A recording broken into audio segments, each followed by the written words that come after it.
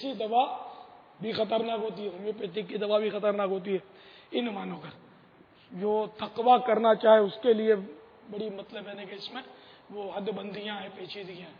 اور یہ انگریزی دوا میں تو ویسے الکوہول ہے، تو اب چونکہ بعضوں نے اس کو، اچھے علماء نے اس کو جائز کہا ہے، تو اب مجبوراً آدمی استعمال کر لے، ایسی صورت ہے. تو یہ تھے میرے اعلیٰ حضرت. تو یہ اعلیٰ حضرت ہی کے مکتوب سے تو پتہ چلا نا، انکشاف ہوا کہ یہ دیسی دوا میں یہ چیزیں ہوتی ہیں. خیر میں نے تو یہ مکتوب پڑھنے سے پہلے ہی وہ دیکھا ہوا تھا یہ. تو اس طرح مطلب ہے کہ بہت ساری چیزوں، انسانی اعضاء سے بھی دوائیں بنتی ہیں. وہ بلکہ تو عجیب وہ مومیائی میں نے پڑھا ہے لغت میں کہ وہ پہلے زمانے میں اس طرح ایک بچہ پالتے تھے جس کے بال بھی بھورے، آنکھیں بھی بھوری، اس طرح کا وہ بچہ پال کے جب وہ بچہ جو ہوتا تھا یہ 18 سال کا جوان ہو جاتا تو اس کو یہ کس طرح سے پکڑ دھکڑ کے وہ ایک ڈرم میں کھڑا کر دیتے. اس ڈرم کو شہد اور مختلف ادویات اس میں ڈال دیتے اور اس کو زبردستی دبا دبو گے اس کو پیک کر دیتے ڈرم کو، اور اس پر تاریخ لکھ دیتے. تاریخ لکھنے کے بعد 120 سال کے بعد ڈرم کو کھولا جاتا. اور 120 سال کے بعد کون کھولے؟ تو وہی آنے والی نسلیں جو بھی ہیں، پہلے عمریں بڑی بھی ہوتی تھی. تو اس طرح 120 سال کے بعد وہ کھولتے تھے تو وہ اس میں جو کچھ اس کا جو معجون بن جاتا اس کو مومیائی بولتے. تو وہ مومیائی یا مومیائی یہ دوا تب بڑی کام کی ہوتی تھی. اور جو اعضاء اس لڑکے کے ہوتے اندر، وہ اعضاء اسی عضو کی دوا میں بڑے مؤثر مانے جاتے تھے. تو اس طرح مطلب ہے کہ طرح طرح کا اس میں بھی یعنی کہ یونانی دواؤں میں، اور بعض دوائیں ایسی ہیں کہ جس میں ایک قوم جو ہے وہ ایک مخصوص جانور کا پیشاب بطور تبرک ڈالا کرتی ہے. یہ بھی ایک شنیدہ نہیں ہے کہ ایسا سنا ہوا ہے، تو وہ احتیاطاً میں اس کا نام نہیں لیتا. تب علاج جو کرنا اور آدمی کو جس سے بن پڑے نا اس کو تو کرنا چاہیے علاج بالغذا.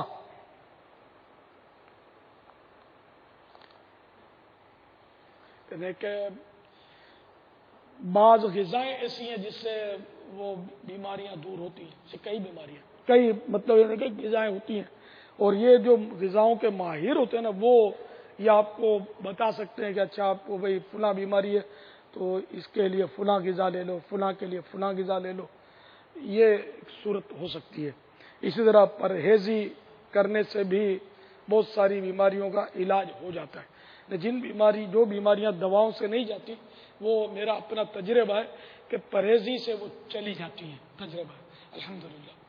تو اس لیے وہ پرہیز کرے، آدمی کم کھائے، پیٹ کا قفل مدینہ لگائے، اور ہر غذا آنکھیں بند کر کے نہ کھا ڈالے، احتیاطیں کرے، صفائی رکھے، دانتوں کی صفائی، اور نہانے کا اہتمام رکھے. مثلا اگر روزانہ نہائے وہ بھی کئی بیماریوں سے محفوظ رہتا ہے. تو اس طرح ترکیبیں بناتا رہے تو پھر کبھی تو دواؤں کی کم ضرورت پڑے گی، جتنا اپنے آپ کو بچائے گا. پھر بھی خیر دواؤں سے بچ نہیں سکتا، آدمی بیمار ہو ہی جاتا ہے، لیکن نسبتاً کافی فرق پڑ جائے گا.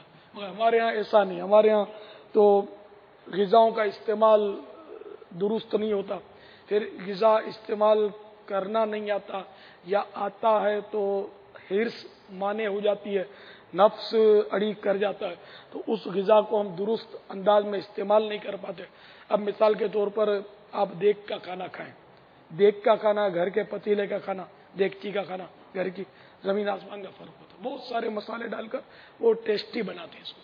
گھر کا ایسا ٹیسٹی ہوتا نہیں ہے، وہ دیگ کا ٹیسٹی ہوتا ہے، شادیوں میں جو ہوتا ہے وہ زیادہ کھایا جاتا ہے گھر کے مقابلے میں. ایک تو وہ تھوڑا بھی مضر تھا، یہ زیادہ کھایا گیا. پھر اس میں ٹھنڈی بوتل پی لی، یا وہ ٹھنڈے میں ٹھنڈا پانی اس میں پیتے ہیں، خوب ٹھنڈا پانی.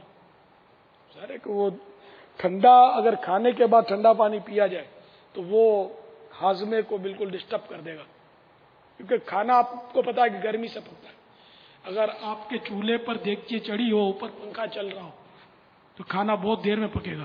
لیکن وہ جو چولہے کی لو ہے اس کو یہ ہوا پنکھے کی آ رہی ہے اس کو نیچے کی طرف دھکیلتی رہے گی تو اوپر کی طرف گرمی نہیں پہنچے گی.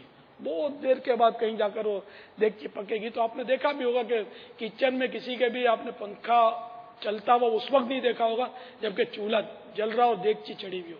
غالباً اگر نوٹ نہیں کیا نوٹ کر لینا کہ وہ آگ کو کام نہیں کرنے دیتا پنکھا جو ہے. تو ٹھنڈا پانی وہ ہاضمے کو نظام انہضام کو وہ ڈسٹرب کرے گا, درست نہیں کرنے دے گا.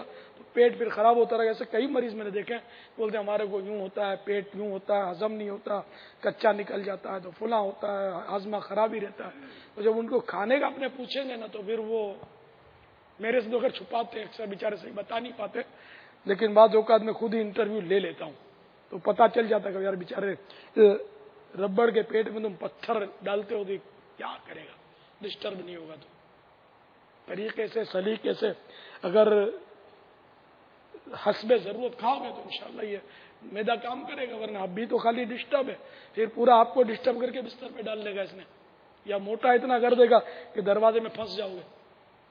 بعض ہوتے ہیں بیچارے چلنے سے بیزار ہوتے, کھائے بھی گھر سے راہ نہیں آتا, چباتے بھی پورا نہیں ہے, اور جو ہاتھ میں آیا وہ ڈالنے والا ہوتا ہے. کلی اختیارات اپنے پیٹ کو دے رکھتے ہیں.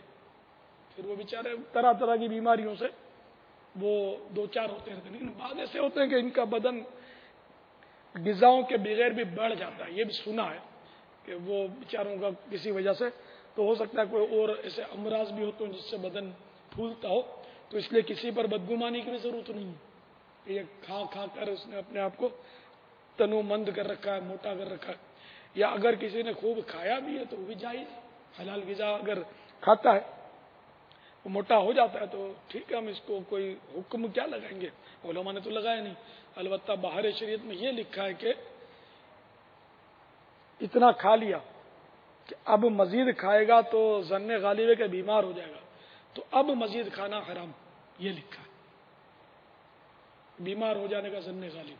تو یہاں آدمی غور کر لے کہ میں اس سے موٹا ہو جاؤں گا تو موٹاپا, موٹے کو لوگ ڈر کے مارے صحت مند بولتے ہیں اس کو اچھا لگانے کے لیے, لیکن صحت مند ہوتا نہیں, بیمار ہوتا ہے. موٹاپا خود بیماری ہے, شاید اچھا لگانے کے بولتے ہیں. جیسے ہمارے یہاں نابینا کو حافظ صاحب بولتے ہیں, حالانکہ اس کو ایک آیت بھی نہیں آتی ہوگی, لیکن حافظ جی شاید اچھا لگانے کے لیے.